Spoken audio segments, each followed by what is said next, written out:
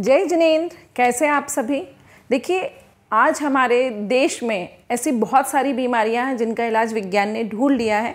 उसमें से एक बीमारी ऐसी है कैंसर, जिसका नाम सुन के आज भी सभी लोग डर जाते हैं, टेंशन हो जाता है कि ओहो ये बीमारी हो गई। तो इसके अगर हम देखना चाहें, समझना चाहें, सोचें कि इसके जो इलाज निकले हैं साइंस के द्वारा जो किए गए हैं वो कितने हद तक कारगर हैं। तो मैंने काफ़ी सारे केसेस में तो देखा कि लोग रिकवर हो जाते हैं, लेकिन फिर भी काफ़ी केसेस ऐसे बच जाते हैं उनमें से जिनकी रिकवरी बहुत मुश्किल होती है। वो हमारे देश में, विदेश में जाके भी इलाज करवा लेते हैं, जितना हाईटेक इलाज हो सकता है उतना हाईटेक इलाज करवाते हैं, लेकिन फिर भी उनको रिलीफ नहीं मिलता। तो मैंने सोचा कि क्यों ना हम इस विषय पे चर्चा करें, क्योंकि हमारे पास ऐसे बहुत सारे केसेस आते हैं। तो मेरे पास पर्सनली कम से कम 10 से 12 केसेस ऐसे हैं जिनको कैंसर हुआ। उन्होंने फॉरेन कंट्रीज़ में जाके भी इलाज कराया, अच्छे से अच्छा इलाज कराया, लेकिन उनको रिलीफ नहीं मिला। जब मैंने उनसे बात की, क्योंकि मैं लोगों को मिरेकल समझाती हूँ, तो लोग मेरे पास आते हैं, तो मैंने उनको पूछा कि आखिर कारण क्या है। मैंने उनको समझने की कोशिश की, तो मुझे एक बहुत मेजर कारण मिला, तो वो मैं यहाँ आपको शेयर करना चाहती हूँ ना।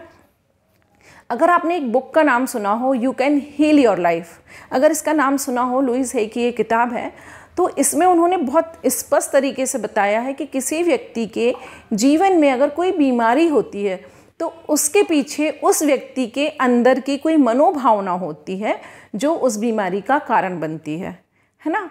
तो ऐसे ही मैंने सोचा कि कहीं ऐसा तो नहीं, ये जो लोग विदेशों में भी इलाज करवा के आ रहे हैं, एक से एक हाई फाई इलाज करवा रहे हैं, लेकिन इनको रिलीफ नहीं मिल रहा, उसके पीछे क्या कारण है।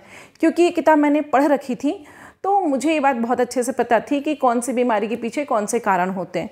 तो मैंने उनसे चर्चा की। अब मैं आपको बताना चाहती हूँ कि अगर किसी व्यक्ति को कैंसर हो गया और वो ठीक ना हो रहा हो, तो इसके पीछे का रीज़न क्या है, कौन सी ऐसी मनोभावना है।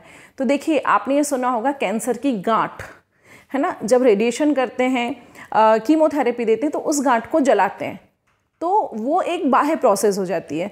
तो कैंसर की गांठ ये बनती कैसे है, आज हम इस विषय पे बात करेंगे। और आज ये एपिसोड देखने के बाद, ये आप वीडियो देखने के बाद, है ना, आपको जितने आपके पहचान में कैंसर के पेशेंट्स हैं उनसे एक बार आप ज़रूर बात कीजिएगा, और निश्चित तौर पे आप भी उस निष्कर्ष में पहुँचेंगे जिस पे मैं पहुँची थी।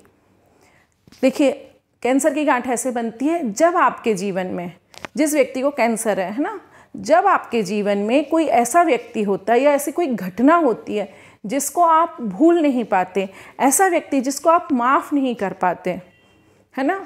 तो वो उस व्यक्ति को जो आप माफ़ नहीं कर पाते, तो वो एक गांठ आपके मन में रह जाती है कि इसने मेरा जीवन बर्बाद कर दिया, इसने मेरा मान सम्मान मिट्टी में मिला दिया, इसने मुझे कहीं मुंह दिखाने के लायक नहीं रखा। ये जो ऐसी कोई घटना, ऐसी कोई बात आपके जीवन में घट जाती है, आप उसको मन में गांठ बना के रख लेते हो और सामने वाले को कभी माफ़ नहीं कर पाते। तब ये बीमारी आपको धीरे धीरे धीरे धीरे करके कैंसर का रूप ले लेती है। तो जब भी आपके सामने ऐसा कोई व्यक्ति दिखे, तो आप उससे सबसे पहले चर्चा कीजिए कि ऐसा कोई व्यक्ति आपके जीवन में था या है जिसको आप माफ़ नहीं कर पाए हो। अगर वो कहें हाँ, और निश्चित तौर पे मैं आपको लिख के दे सकती हूँ, मैंने 12 से 15 लोगों से डिस्कशन किया, तो वो 15 लोग ही ऐसे थे जिनके जीवन में ऐसा कोई व्यक्ति था और वो आज भी उनको माफ़ नहीं कर पा रहे, इसलिए उनके जीवन में ये बीमारी ठीक नहीं हो रही।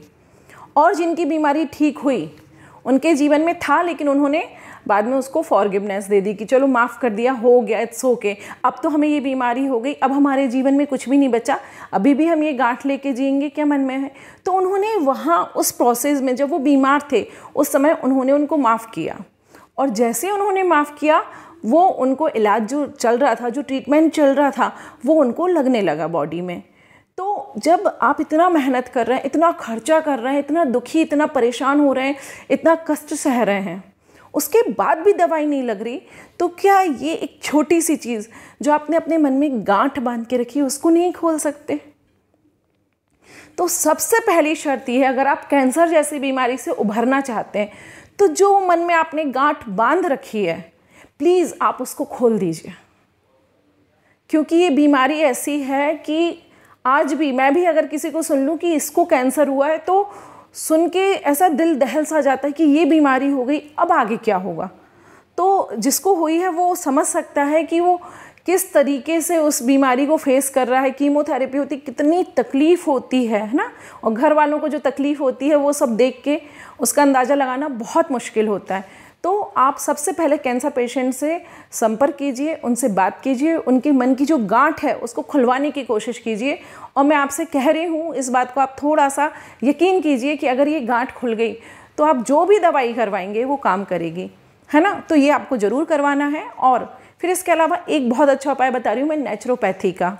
इसके लिए आपको सिर्फ एक ही चीज़ करनी है, पत्ता गोभी जो आती है, पत्ता गोभी के एक एक पत्ते अलग कीजिए, बहुत ध्यान से उस पत्ता गोभी को शोधन कीजिए, देखिए उसमें कोई जीव, कोई कीड़ा इत्यादि तो नहीं है। फिर उसको या तो आप किसनी से किस लीजिए या फिर डायरेक्ट मिक्सी में बिल्कुल थोड़ा सा पानी डाल के उसको पीस लीजिए, फिर उसको छानिए, उसका जूस तैयार कीजिए। और रोज़ जिस व्यक्ति को कैंसर है कम से कम आधा गिलास जूस पत्ता गोभी के रस का देना है।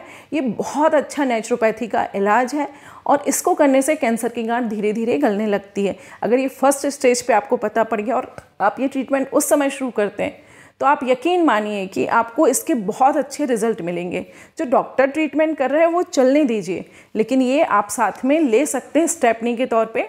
और एक जो मन की गांठ वाली बात मैंने आपको कही है वो आप ज़रूर खुलवाएं, और बहुत अच्छा तरीका है ये उस बीमारी के लिए ख़त्म करने के लिए, या उसके लिए जो इलाज चल रहा है उसको आपको लगना चाहिए, है ना। तो वो इलाज लगेगा तभी जब आप वो गांठ खोल देंगे। अगर आपको ये समझ में आया और ये बात मेरी अच्छी लगी हो तो प्लीज़ आप कमेंट में ज़रूर लिखिएगा और इसका अप्लाई ज़रूर कीजिए, लोगों पे ज़रूर अप्लाई कीजिए जो आपके करीबी हैं, आपके जान पहचान के, आपको ज़रूर फ़ायदा मिलेगा। जय जिनेंद्र।